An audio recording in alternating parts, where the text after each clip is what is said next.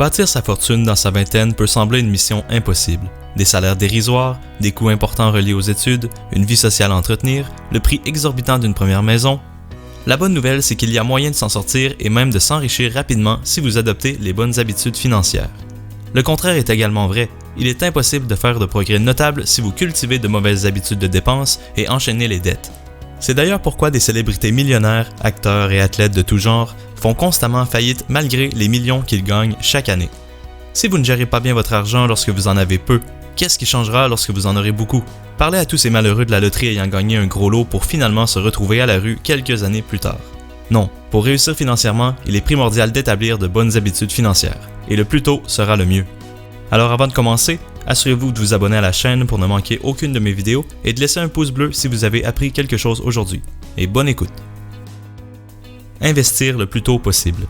Peu importe où vous en êtes dans votre parcours financier personnel, l'une des meilleures mesures que vous pouvez prendre est d'automatiser vos investissements afin qu'ils puissent prendre soin d'eux-mêmes. Le plus tôt vous commencez, le plus tôt vous développerez l'habitude d'investir et le plus facile il sera pour vous de le faire. Quand vous décrochez votre premier job, assurez-vous d'investir 10 à 20% de votre salaire chaque mois. C'est sûr que c'est pas la chose la plus excitante quand on est dans la vingtaine et ce n'est pas ce qu'on veut nécessairement en faire avec notre argent, mais pourtant c'est l'une des choses que j'entends le plus chez les personnes plus vieilles, le regret de ne pas avoir investi plus tôt. Les intérêts composés. La raison principale de vouloir investir le plus tôt possible, tout ce que vous avez, est les intérêts composés. Laissez-moi vous donner un exemple. Si vous investissez 1 euro à l'âge de 20 ans et que cet euro fait un rendement de 7% par année pendant 45 ans, donc jusqu'à vos 65 ans, cet euro sera maintenant 21 euros.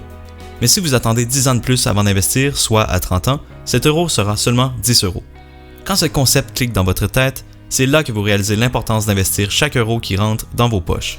Donc ce qu'il faut comprendre, c'est que votre plus grande opportunité est maintenant et qu'il serait vraiment dommage que vous la manquiez. Prendre des risques. Ce prochain point est crucial, prendre des risques. L'avantage lorsqu'on est jeune, c'est d'avoir toute la vie devant nous. Même si tout s'écroule, on a toute la vie devant nous pour se reprendre. Essayez de vendre des trucs, de rendre des services, apprendre des nouvelles habiletés, n'importe quoi qui peut vous donner un salaire. Le principe de prendre des risques s'applique aussi sur vos investissements. Vous pouvez vous permettre de choisir des investissements beaucoup plus risqués puisque vous êtes loin de prendre votre retraite. Vous n'avez sûrement pas non plus de grosses responsabilités comme des enfants ou une maison à payer. Lance un business. Vous souvenez-vous de cette idée de business que vous contemplez depuis si longtemps? Eh bien, c'est le temps de vous lancer. Avec Internet, ça n'a jamais été aussi facile de démarrer une entreprise. La meilleure façon de devenir riche est d'avoir son propre business et d'avoir ce business être mobile. La plupart du temps, un business vous fera plus d'argent que vos investissements vous feront. Prenez vos profits de votre business et redirigez-les dans vos investissements. Éloigne-toi des dettes. Les dettes sont sans doute la pire chose que quelqu'un qui veut s'enrichir peut avoir. Non seulement elles empirent le plus longtemps que vous les avez, mais elles grugent vos économies, ruinent votre crédit et retardent votre chemin vers la richesse et l'indépendance financière. N'importe quelle dette qui dépasse 5% devrait être votre priorité, quelle qu'une carte de crédit qui sont généralement dans les alentours de 20%. Alors si vous avez des dettes élevées, planifiez un plan de paiement et suivez-le. C'est très important. Le plus longtemps que vous les gardez, plus l'intérêt sera énorme et vous empêchera d'investir cet argent. C'est un effet boule de neige.